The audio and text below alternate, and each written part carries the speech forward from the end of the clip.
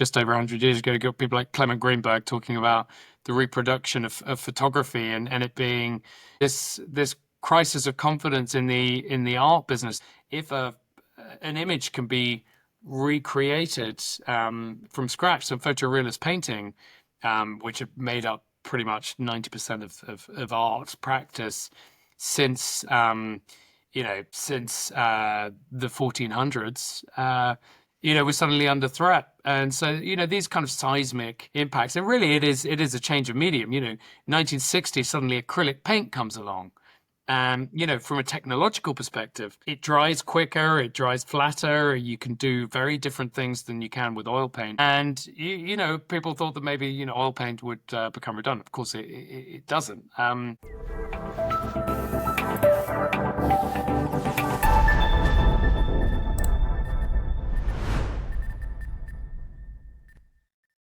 So yeah, great, dude. Thank you so much for doing this. I'm really excited. Yeah. So you and I have known each other quite some time, and now when you and I met, you were you were at Lazarides Gallery Yeah. representing artists like Banksy and Fail and Connor Harrington, Johnny Yo, Jr. Invader. I mean, a really remarkable roster.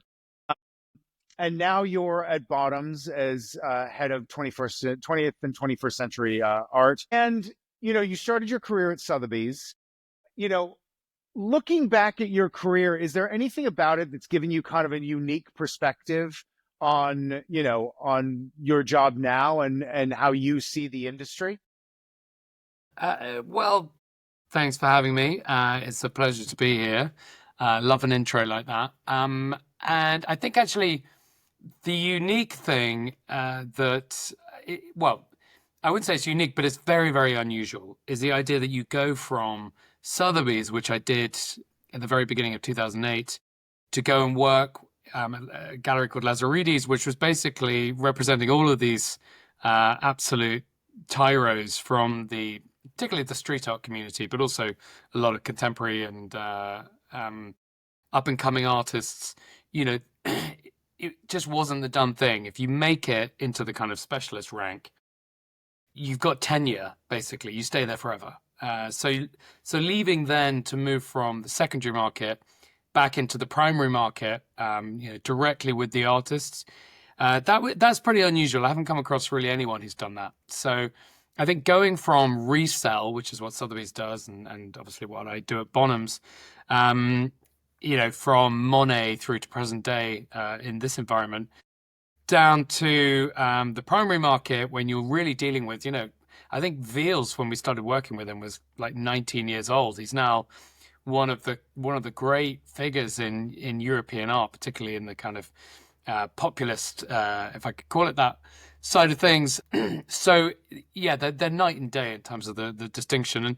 And frankly, since I left there 11 years ago, having had 6 years with the young artists, I've used that duopoly, that kind of, almost binary experience between auction houses at Sotheby's and then, the most cutting edge and ludicrous of primary market galleries at Lazarides, which you will remember. I can see a smile on your face. Yeah. To kind of, to basically poacher turned gamekeeper turned poacher again. Back in my time at Bonhams. So it's really been helpful. Is there a sense when you leave someplace like Sotheby's, is there a sense that you've left the game of musical chairs and when you come back, there will not be a place for you ever again? Yeah, well, you've got to fight so hard, I mean, we used to have to sleep under our desk for a pittance salary-wise and work every weekend. Like, I think my record when I was at Sotheby's as a young fellow was something like 24 weekends in a row. Crazy stuff. And it was fun and you learn a lot. My God, you learn a lot. But, to get through that nightmare and then have made it and then to give it all up to sort of go and hang out with a bunch of reprobates was seen as being foolish. I mean, it was the best decision I ever made. But certainly at the time, it was a very dangerous decision to make. Right. Now, and you made that decision right in the heart, or was it on the come up of the street art movement, and went to, work with Steve Lazarides, as you say, a a madman in many respects, Yes. but a very clever and charismatic one.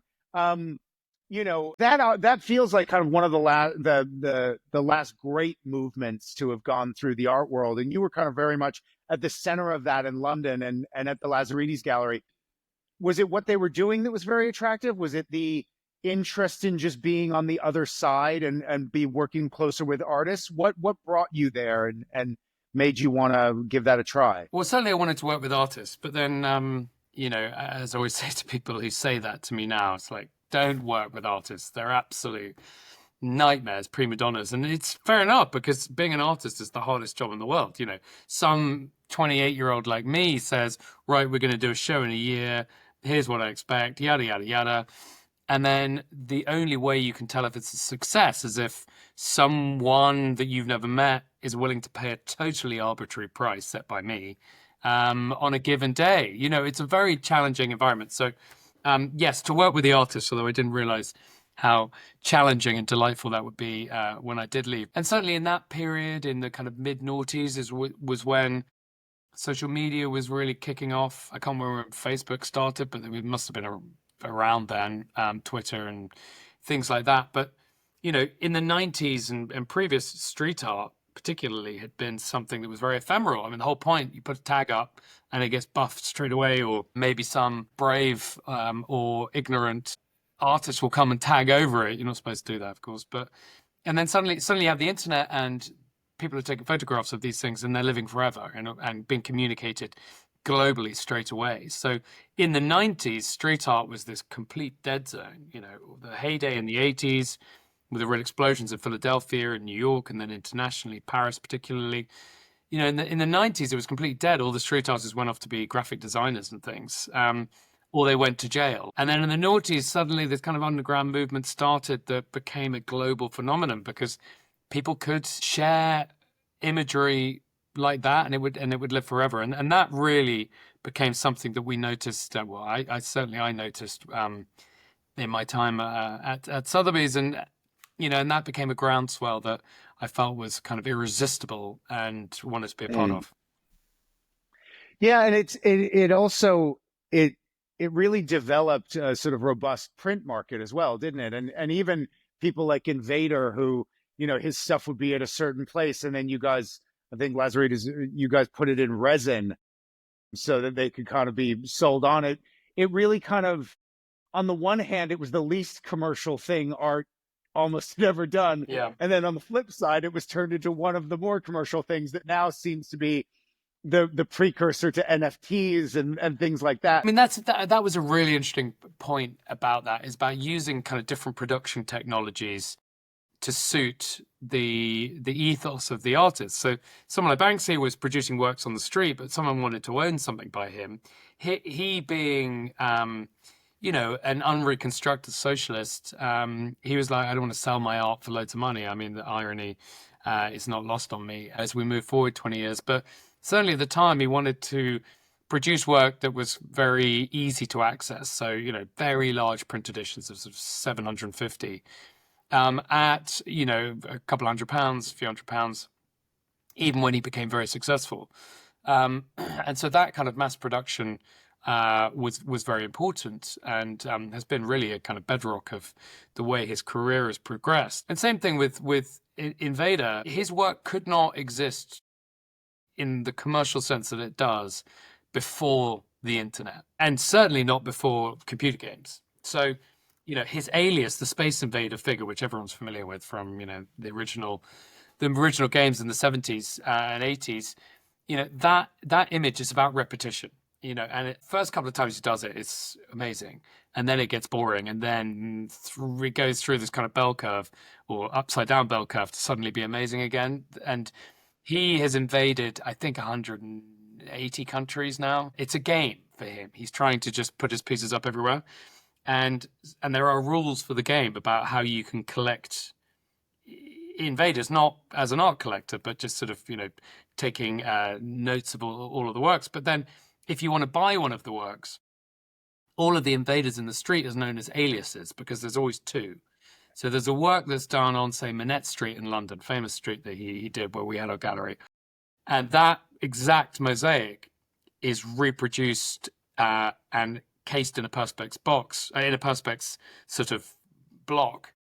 And on the block is inscribed where it is, its alias number, how many points you get for it, and a certificate of authenticity as a kind of Polaroid Oh, in there. right. Okay. So Yeah. they always exist as a duo, but they So have it's gamification meets forced scarcity to create a secondary print market for what is really a street sculpture. absolutely. And what is really a concept, because he does it with a certain type of cement, this Invader.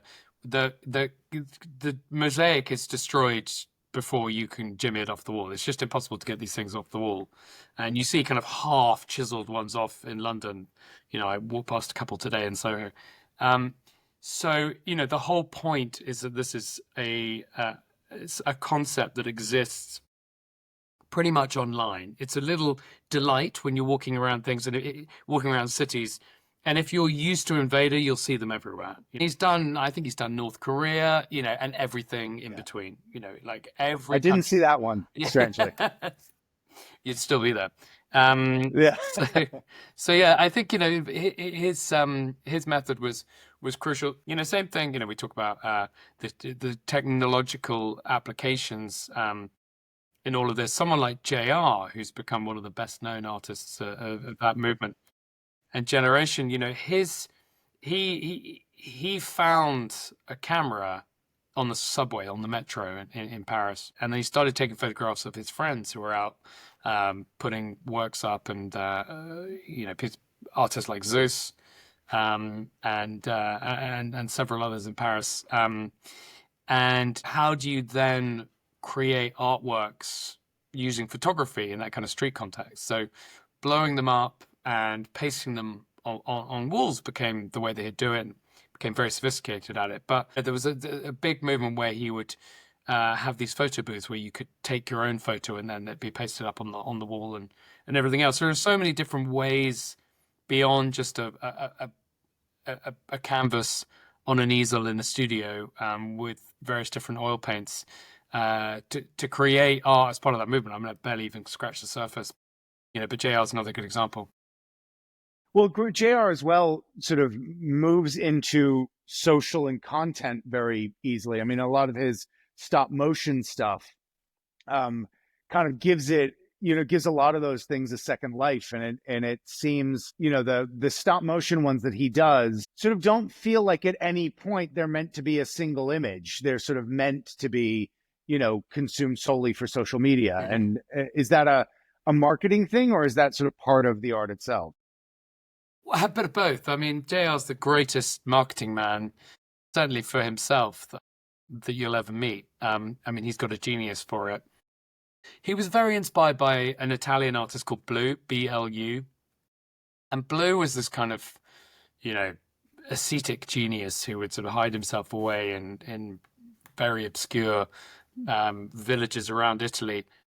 And he would create, I don't know if you remember MTV from the 90s, the kind of free your mind adverts that used to pop up, between videos that were always bonkers.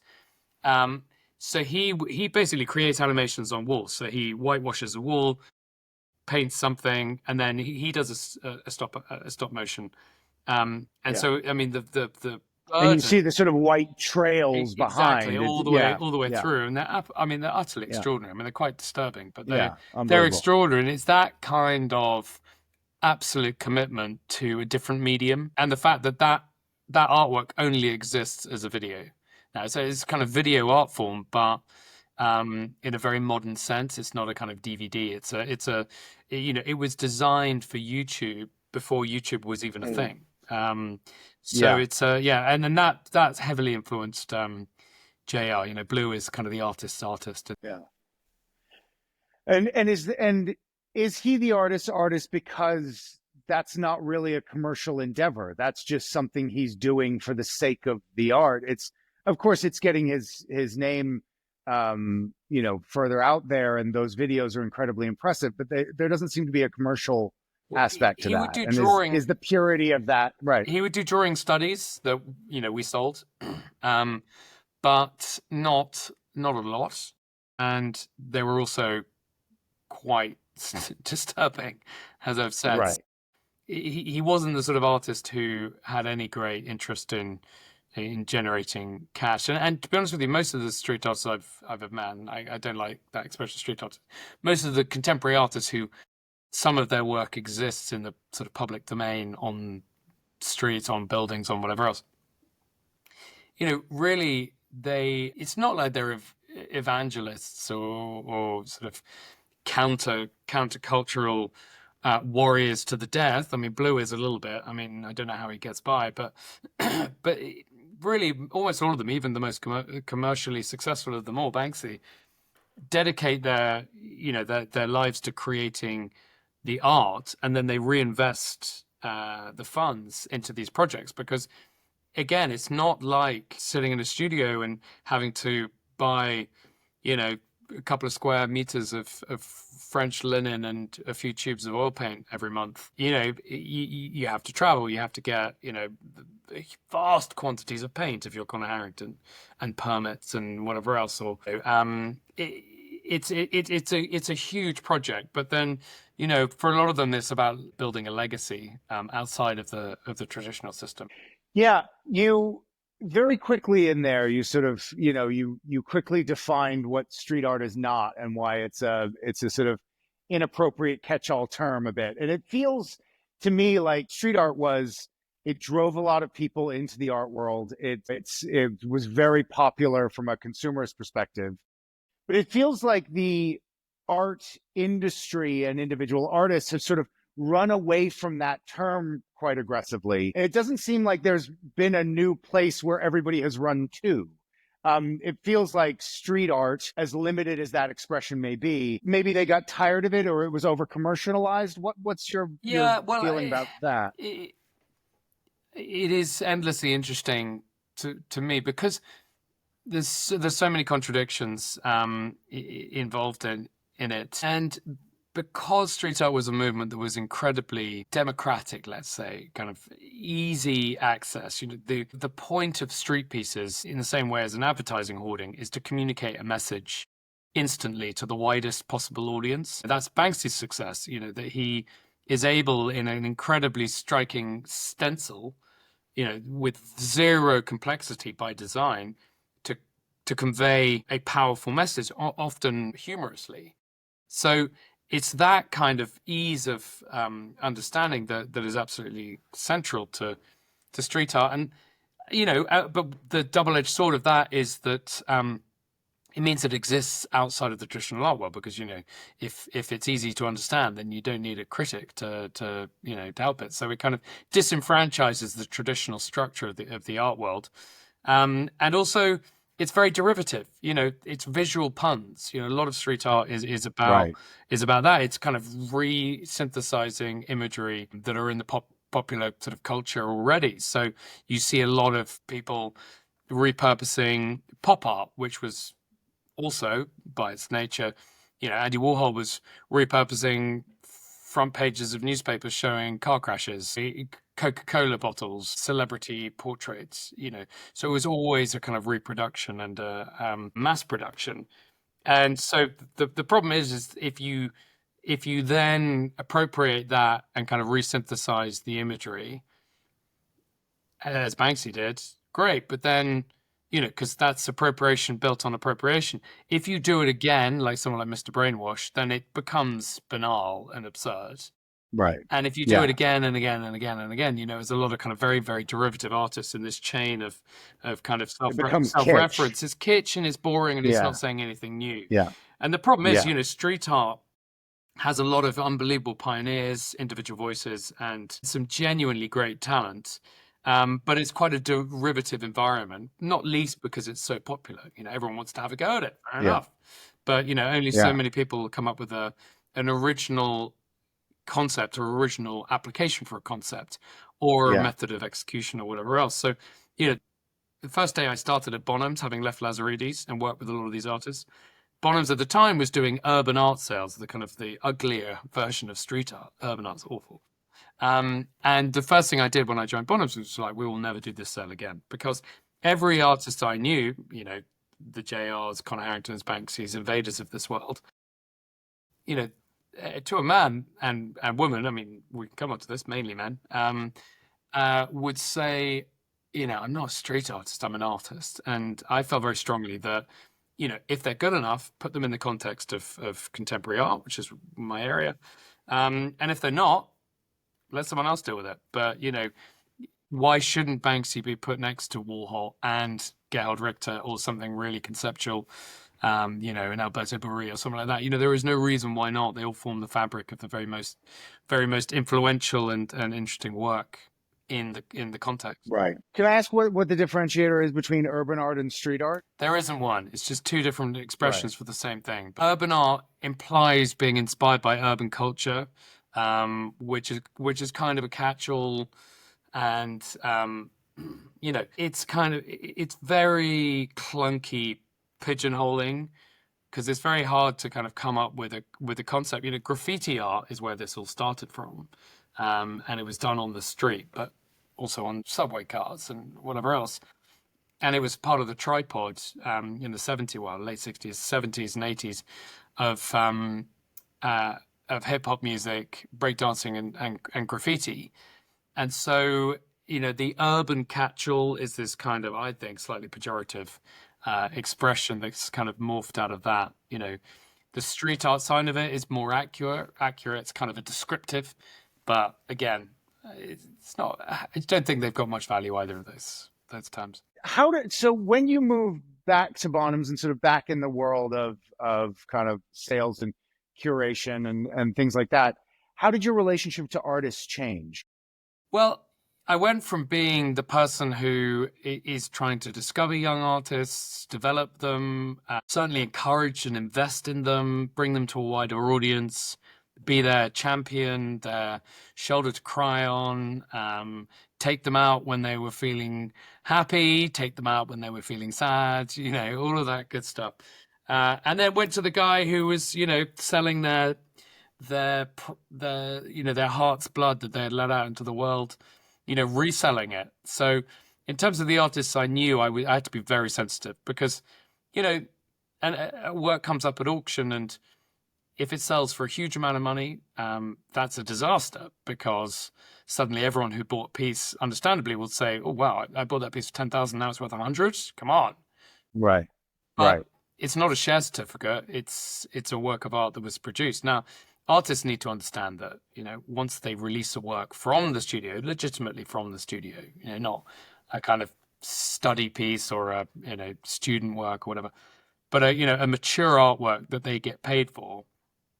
They're notwithstanding certain restrictions, that's now out in the ecosystem, and it can change hands, and that's okay. But so long as you're ultra sensitive about how you handle an artwork, and if an artist isn't particularly known in the secondary market, or it's the first time his work or her work has ever appeared at auction, they're not just putting it as lot number 312 at the back of a mid-season sale without any content. I mean, that is a catastrophe, and that is, frankly, cultural vandalism. So first time I offered a work by Conor Harrington, who I worked very closely with, it was about a year into my time at Bonhams, and I felt that the interest in Conor's work was such that some of his pieces would appear at auction and there would be an audience for it. And once that's happened, you can't control it. So I said to him, what I'll do, I'll put you as the first lot in a sale, and we'll have a big interview with it. Talk about you and your influences, a lot of studio photos, like it's a sort of a feature in GQ magazine. It's kind of what we did. And, it sold really well. And then you're out into the world, and I can carry on being as sensitive as I possibly can. But, the guys at Sotheby's, Christie's, Phillips, and others, you can't control how they're going to behave. So that was a big change in terms of my relationship with artists. And so is the prevailing feeling that very often they feel left out of that secondary market? Because I think that, as a passive observer, one thinks, a Conor Harrington from, the Weekend Warrior series has sold for £1 million. That can only be good for Conor, really. But then maybe the market goes, well, no, actually, it's really only that show that is valuable and everything else isn't. I don't mean to pick on No, no, Connor no, no, for sure. I necessarily, mean, well, Connor's but one of the greats, and if his works were yeah, selling for 1 million, that would be fantastic. The thing about Connor is that his work is so detailed that it's very hard for him to produce sufficient work for his market to flood or to be exposed too much to that kind of thing. A good example, because Banksy is this kind of real, anti-capitalist flag waver. He gets a lot of criticism saying, well, your work just sold for 6 million or whatever it was, 5 million a couple of nights ago here in London. He gets what's called artist resale right in the UK and Europe. It's not applicable in America. It's effectively a royalty when an artwork changes hands. right, But it's yeah, capped at about 14,000 euros. It's always calculated in euros. I do not know why, but it is. right, right. So what is that? That's about And that's true $14,000. on any art sold in the UK or in Europe. Yeah, secondary market. So Oh, not the okay, first time it's right, sold. okay, So there is a right, okay, royalty, but it could yeah. sell for $500 million And you still only get or pounds, and 14,000 you still only get pounds. Yeah, 14,000. And that's fine. No one's yeah, going to cry for yeah, Banksy, but it's not. The perception is that he's suddenly coining it in on all of this kind of stuff, and that the artists they do get a small royalty, but it's somewhat out of their hands. Whether or not yeah, a work can only make that kind of money if it's from a certain period or in a certain medium is absolutely yeah, true. But yeah. that's a broader topic, I guess. Well, that brings me into something I wanted to talk about, because obviously, such a big part of this podcast is supposed to be about tech and its impact on creativity and creative industries, particularly industries and companies that rely on creativity, how they might use kind of these new technologies. And there's been huge shifts from as far back as, the internet and blogs, and then, as we said, social media, and then now we're getting into blockchain and AI and things like Midjourney and all those sorts of things. I would imagine, and we haven't spoken about this, but the Here it NFT comes. craze in the art world. Yeah, exactly. I would imagine that was just met with a massive eye roll, just a massive eye roll from the art community. And I'm just wondering, if, A, is that true? And B, is there any sort of, because obviously baked into the smart contract of an NFT, there can be this ongoing sale royalty where you say, no, this person agrees that on future sale, the original artist can get 10% of any future secondary market sale. Is that a potential technology that, when teamed up with something physical that is fungible, that I'm sure these conversations are happening? I mean, Yeah, it's such an interesting topic because there's a kind of top layer that is sort of very derisory, and I'm certainly not immune to that. But then there's a kind of you strip away and you say, okay, is there something meaningful at the heart of this? And certainly, I think, as relates to the kind of interface with technology and fine art, and it's kind of, a painting just for the, I mean, there are limitless sure. ways to produce art, but, let's say it's traditional painting. The idea of the NFT as being a kind of soul of an artwork was a very interesting idea. Or a certificate of authenticity. Precisely. So that the way of Yeah. authenticating an artwork, because it's that kind of voodoo, the excitement of the signature on the work. It's the authorship that makes someone really excited. I've seen hundreds of beautiful fake Picassos in my life, but it's the signature and knowing it's authentic that gives you that little thrill. And that may seem ridiculous, but I think actually knowing that it falls within the career and within the kind of trajectory of one of the greatest creatives there's ever been is very exciting. But that kind of excitement around authorship and authenticity is the absolute bedrock of the art market. Absolutely nothing happens without authenticity. And so, when you have NFTs come in, you see, the Bored Apes and the kind of just ridiculous projects on the one hand, but then you see these kind of very interesting, almost as a cryptocurrency equivalent. You see the way that artists are engaging with a different audience, fractionalization is very interesting. Using the blockchain in terms of authentication and future prerogatives when handing things over in terms of royalty and remittance and everything like that. It is really interesting.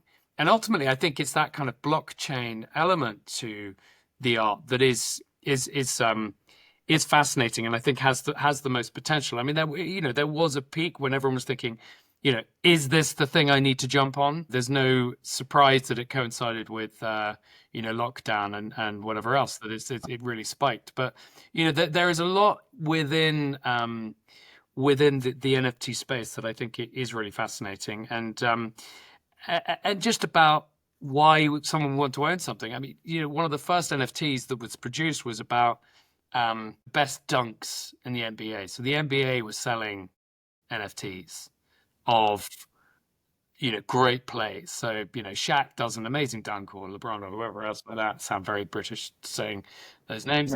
But a really great thing. You're the NFT. You're the guy. Yeah. You own it. Now I can go Yeah. on YouTube and I can watch that clip a billion times over. I Yeah. can save it and put it as a screensaver on my laptop. So where's the ownership Yeah. thing?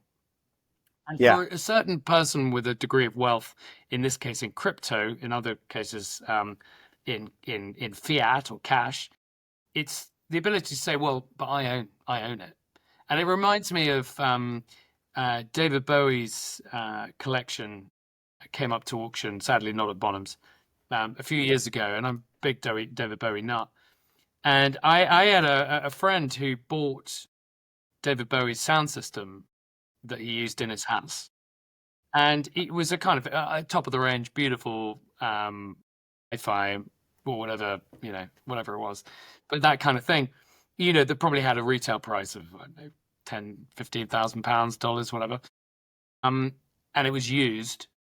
So, but he ended up spending 500,000 on it. And he was just like, I own it. And also, I get to play my records on David Bowie's record player.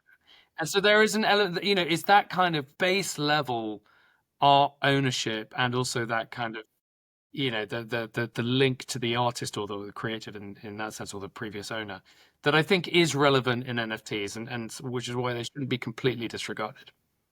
Yeah, because I think that using it as a secondary authentication mechanism for, because obviously when you buy a piece of art, you get that authentication with the fingerprint of the person who sells it to you, or the gallery owner or something like that. And so that is a sort of companion piece, even pictures on walls. When I was kind of selling a Banksy, I had clearly lost the certificate, and I had to go through rounds with pictures on walls and take certain things, and that work is slow and stressful. And really, there's an argument to be made that what you're really selling is the certificate. You're selling the authenticity, that thing outside the art that proves that thing is real. Oh, 100%. I mean, without a certificate, Yeah. most works are useless, worthless. Yeah. Yeah, and as well, the monetary linking of through blockchain or NFT to that certificate means that when it changes hands, you can create a smart contract that automatically remunerates the author whenever that changes hands. 100%. It just, and you see this with a lot of particularly younger galleries who are kind of adopting this process at the outset. If you're a really established gallery who's been active, for 20, 30 years with 15 outlets and whatever else, to try and introduce this is just, I mean, a Herculean task. Whereas if you're just starting out, then kind of when you get a certificate, so I buy works by young artists occasionally, and you get the certificate, but you also get the kind of the blockchain certificate as well, and so it's almost like this is becoming the norm. Ultimately, I kind of assumed it would be universally adopted sooner, but I think it's just that barrier to entry is if you do it, everyone has to do it. And so you kind of almost have to build up enough weight pushing against that closed door for it to just burst through, which I do expect to happen. Yeah, because I think that the other thing is that as the capability to create so many of these things becomes democratized in different ways, the value of the real thing diminishes as well. For example, I was speaking to somebody who was an expert in handbags and the resale value of handbags and whatever else, and they said Chanel has stopped authenticating bags, their own bags, Right. because the quality was so good of the fake that they were running into an issue where they were authenticating it as real, found out then it wasn't. And that actually they said that they were sort of loosely thinking about some sort of digital authentication system because it's hurting just the ability of their bags to maintain value. And I imagine, I mean, art has had a sort of robust fakes business, and for eons. I mean, it's sort of interesting that anyway. It is, and actually, handbags, it's such a growth area in the secondary market. So in auction land, you look at auction houses like Bonhams. 10 years ago we wouldn't sell a single handbag. Now we sell thousands of handbags a year. But the thing is, if the secondary market in handbags is unreliable because Chanel is not authenticating, then it does present a problem. There needs to be a solution. Now, the thing about Chanel is because in theory their production line is unlimited. I mean, in practice, it's not practically unlimited, and also they wouldn't want it to be. But for them, the resale opportunity is not so interesting. It's that first point of sale, first transaction that's important. But with art, because the whole point is that it's anyone who buys an artwork, even if it's a print for £50, you are only ever a steward for that piece. And so it, whilst a handbag, it's like when you buy it from a certified Chanel dealer or shop or whatever, and you get all your kind of certificates and whatever else. That's great, but that's to reassure you at the first point of sale. All of that stuff that you get when you're buying an artwork is really about when you decide to sell it, or your child or partner or great grandchild decides to sell it. So, that distinction is important, and again, it kind of reiterates why the authenticity and and that opportunity within the blockchain again is going to be so interesting, not least with AI around, and there are kind of various very peculiar forays into AI. Christie's is running a project on AI generated art at the moment. I think really just to say, right, in the same way that 5 years ago people were kind of going, well, let's do an NFT sale because why not? Right. Yeah. We don't get it, but someone does. Yeah. Money's moving. Exactly. Someone wants yeah. it, and we are, we're facilitators. I think that's what's happening now. And we saw the first AI generated artwork a few years ago, and it was a fun thing, but now they're becoming quite serious. There's sort of things that you see on teenage boys' bedrooms back in the 80s. It's sort of buxom aliens and stuff. Not this teenage boy or the one on the screen. Right. Surely not me either. Or actually, I wasn't a teenager in the 80s, but they're pretty weird. They're pretty niche. But that's going to go one way. This is just the latest iteration of artists sending over high resolution images that they've designed to China to a workshop to get someone to paint it for 10,000, and then they send it back. I mean, that's been happening for ages. Camera obscura, which is a kind of slightly random technique that someone like David Hockney was using, that was a big part of the Renaissance, 500 years ago, was a way of being able to effectively trace using light. And everybody considered that fakery. Exactly. That was absolutely if you outrageous. used that, you were a charlatan. Absolutely. Yeah. And speaking of David Hockney, he was the one who had a license with Photoshop, which I hadn't realized until recently, was actually invented in the late 1980s. As soon as it came out, he was playing around with it. So artists can either embrace it and do something meaningful with it, or they can just exploit the opportunity that it provides. So part of that is in that kind of very esoteric, very empirical, hard to pin down. Why is something valuable? Why is an artist more important than another one? That feeds into that kind of value judgment as much as anything else. We've sort of seen it all the time. And when photographers were when Photoshop sort of first came out, and photographers were using it, I know my mom, being a photographer, she was very against it. And of course now Photoshop kind of touches just about everything that comes out of a camera, and nobody is crying for the enlarging rooms and the dark rooms that you used to be able to find in cities all over the place, and the people who owned them when Photoshop happened and when things became digitized, when 35 millimeter film stopped being the medium everybody was using. dark rooms across New York and across London and everywhere closed. And it wasn't highly, publicized, but it was, it was a reality. So it's interesting. You're right. The camera obscura, and there were all these things that have always been pointed at as, well, that's the new thing. Yeah. It's inherently wrong. It means you're a charlatan if you use it, and then it becomes the norm. Absolutely. I mean, the printing press, obviously, the sort of seismic impact of that, but I mean, we won't get into that. But, over 100 years ago, just over 100 years ago, you got people like Clement Greenberg talking about the reproduction of photography and it being, this crisis of confidence in the art business. If an image can be recreated from scratch, some photorealist painting, which have made up pretty much 90% of art practice since the 1400s, was suddenly under threat. And so, these kind of seismic impacts, and really it is a change of medium. 1960, suddenly acrylic paint comes along. From a technological perspective, it dries quicker, it dries flatter. You can do very different things than you can with oil paint. And, people thought that maybe, oil paint would become redundant. Of course, it doesn't. And then, all these different techniques that come to pass. Well, you also have the distinction of having one of the cool jobs. You get to actually be the auctioneer at the auctions for 20th and 21st century art.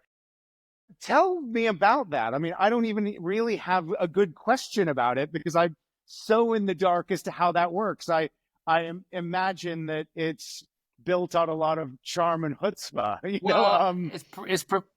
It's professional showing off and winging it, is kind of how I would describe it. I mean, it's one of those things where when you do it the first time, not to kind of really pull the curtain back on, the great Oz too much. There's not a lot of kind of really juicy technical stuff that goes behind it. I don't want to undersell auctioneering, but Right. basically, if you have the trick in your mind where you can kind of talk whilst being able to keep the ticker tape going on in your brain about where the number should be, then it's about whether you have the confidence and the willingness and the brazenness to kind of get up there. And you don't really know until you try. I mean, I'm not particularly mathematically minded, but just for whatever reason, I can do that. As an auctioneer, I'm standing on the rostrum. I've got a screen in front of me, and it shows me what's coming up, what the reserve is. So I can see what on this lot number one, I can see what the estimate is, what the reserve is, what the absentee bids are, if there are any, the people have left, how many phone lines are going to be active on that lot. So I'll say, okay, there are 7 phone lines. I will have done my preparation in advance, as you would expect. So I'll know which of my colleagues are going to be on the phone to people who can't be in the room. I'll also be pretty sure who in the room is going to be there. But then I've got a screen as well, which shows the online bidding. And so it'll flash up if someone's bidding online. And then that's kind of the feed going to the camera, pointing at me, that people watch remotely. I'll then have a couple of colleagues next to me clerking. They'll be just making sure that nothing goes wrong and changing the increment so that you, when looking at the screen, can see it's 100, 110,000, 120,000, And they have aggregators, which are kind of third-party websites, which can channel bids our way. So there's all sorts of weird stuff going on. It's like, this is probably wasted on you, but I know that you are technically actually British. Driving a manual car or a stick shift, as you'd call it. The first time you drive one of those, you've got 3 pedals, you got steering wheel, you got the gear stick, and you got cars coming at you. You got music playing, probably. You got people in the background, mirrors, everything. It's like, oh my God, what is going on? It's too much to think about. But then when you've been doing it for a while, it's just normal. Auctioneering is exactly. Yeah, it goes from doing a million things to doing one thing quite quickly. And like so many of these things, you don't really think about it. But our ability to harness that kind of technical application has revolutionized auction houses. This is why auction houses are so powerful in the art world, and they were basically the end of the line up until 20 odd years ago, where dealers would try and sell something at an art fair a couple of times.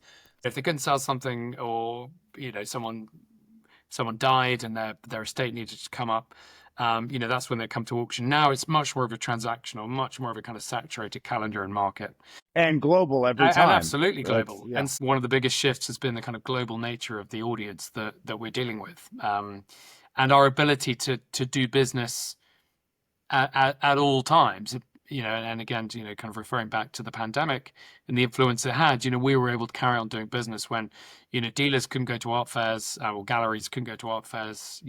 They weren't open. They had to rely on a kind of a very narrow funnel, which was their websites. And did you find you took a step up in your technology to handle that additional absolutely, capability? absolutely. So we had to do this thing called hybrid sales, where we had to really accelerate our ability, the ability for our platform to be able to accommodate that level of international bidding and everything that goes on with it. So, the investment that we've made in our website, certainly, and the language facilities, the various different bidding platforms, the app, the fact that you can bid just as easily through the app as anything else, has turned us from, being a $200 million turnover a year plus our car department to $1 billion a year plus our car department. Wow. So, it's been absolutely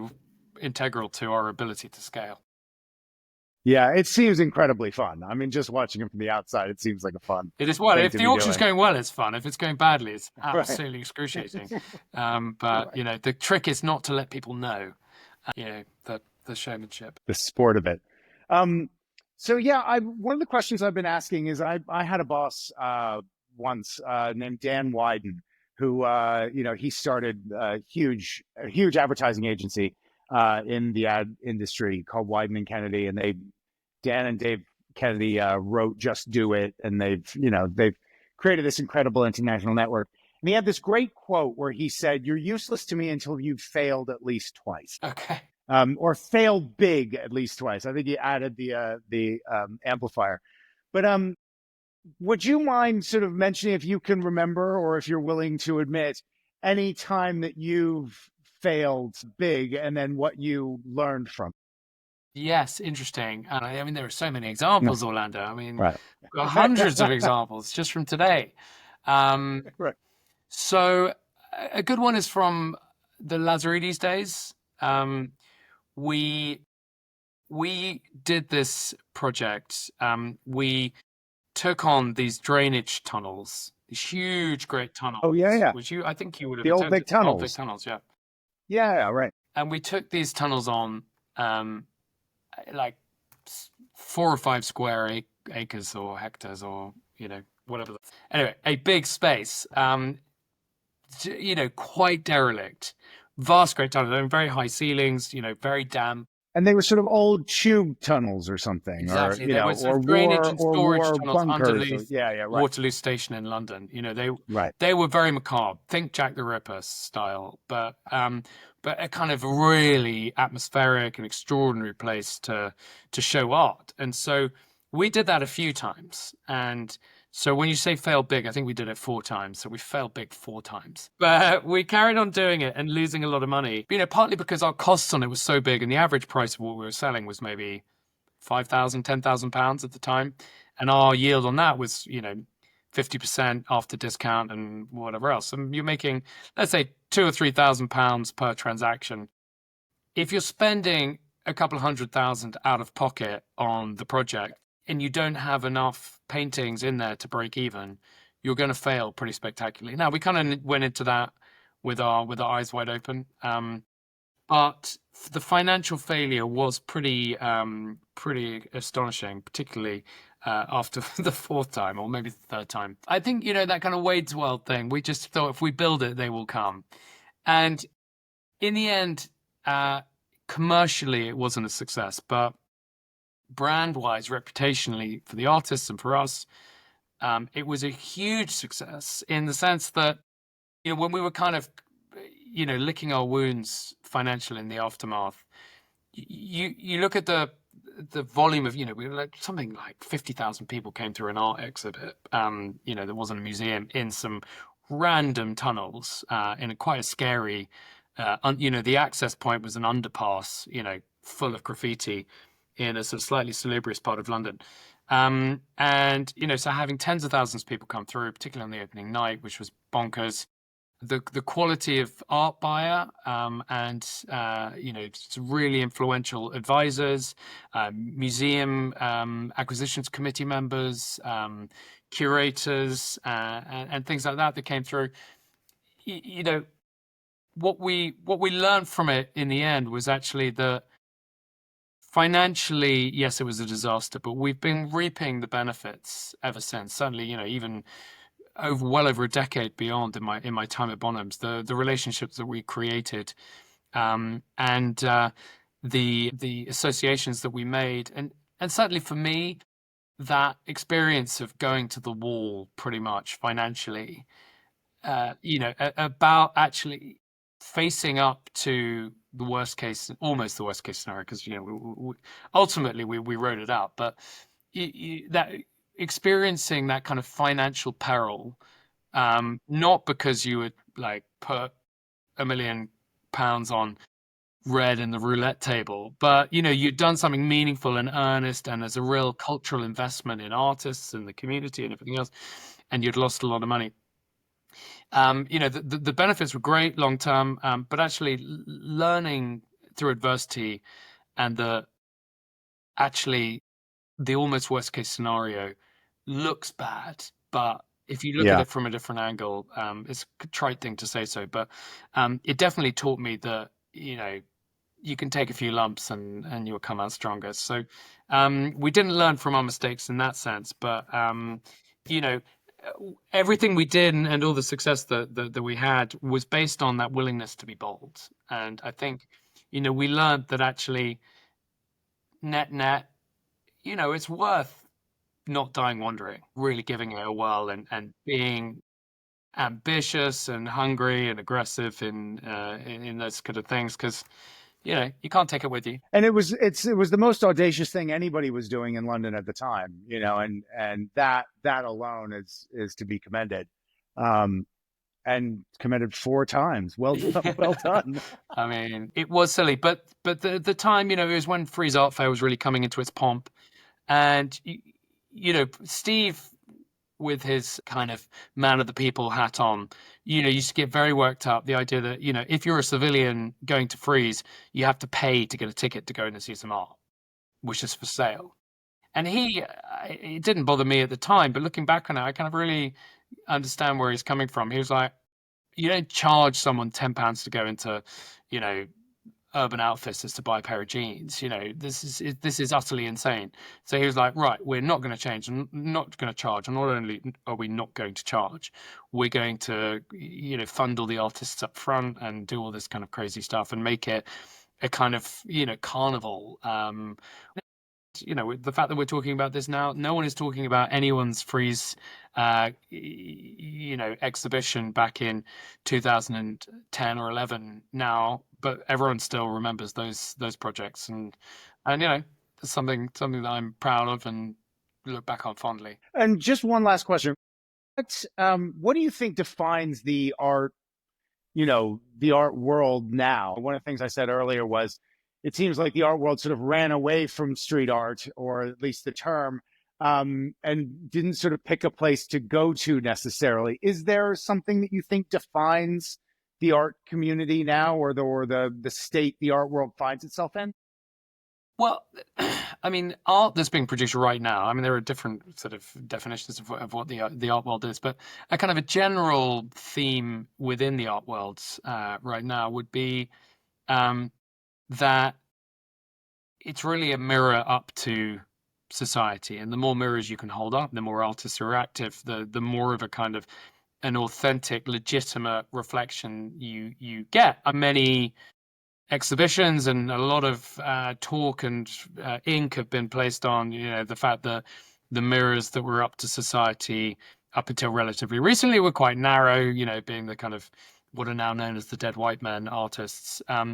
And they're kind of having more voices and things. I'm not trying to kind of be all sort of rah-rah on this, but the fact that there are infinitely more voices or more mirrors being held up to society gives a much more interesting and rounded reflection, that's something that pervades art schools, galleries and the artists that they're taking on, museums and who they choose to exhibit, and then all of that has an impact on value. You know, if an artist has a big exhibition announced by Tate Modern, mid-career retrospective, that artist's work is suddenly appreciably more valuable. And so, you know, that kind of repositioning is really the most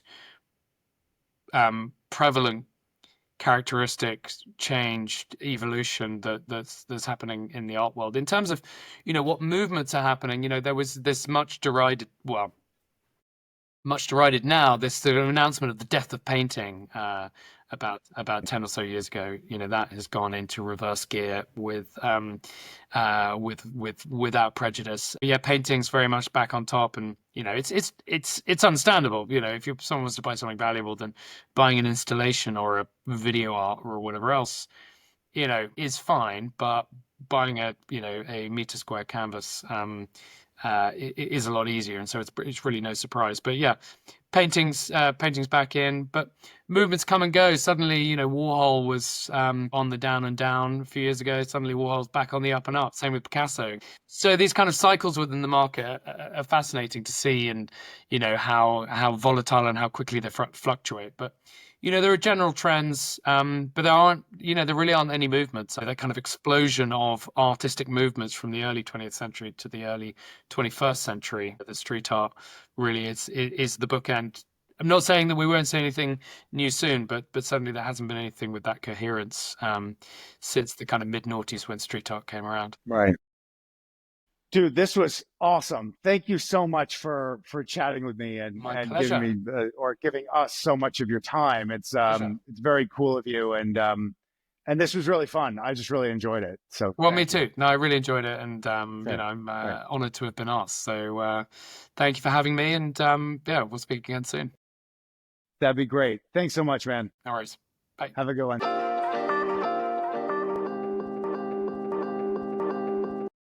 Well, that was fun getting to speak to Rafe Taylor, the head of contemporary art at Bonhams, one of the largest auction houses in the world. We spoke about a lot of things pertaining to the art world and technological innovation.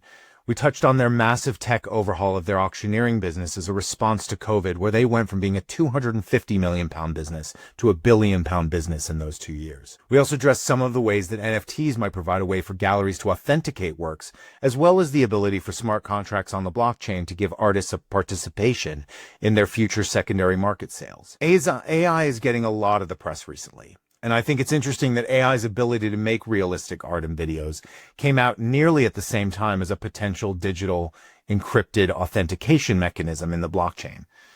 I also really enjoyed his summary of some of the key moments of technological innovation in the art world historically, and the degrees to which each was heralded as the end of creativity, from camera obscura to Photoshop.